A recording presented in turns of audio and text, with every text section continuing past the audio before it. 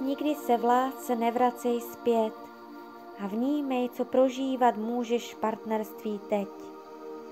Srovnávat je největší chyba, ta pak lásce bere křídla. Uvědom si svou jedinečnost, kterou obohatíš druhého o novou zkušenost. Každý v sobě má svého mistra, který ze sebe druhému hodně dá.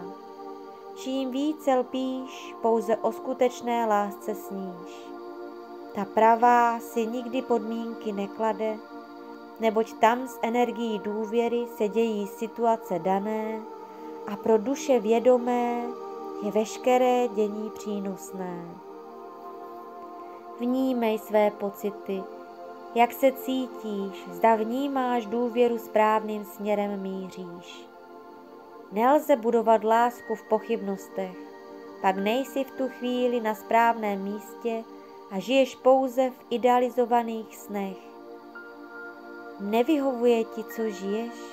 Změň sebe a k životu a ke všemu svůj přístup, neboť nehledej lítost, ale způsob, ať se zase směješ. Ty rozhoduješ o tom, co prožíváš a zda si svůj život dle svých představ užíváš a skutečně s láskou k sobě žiješ.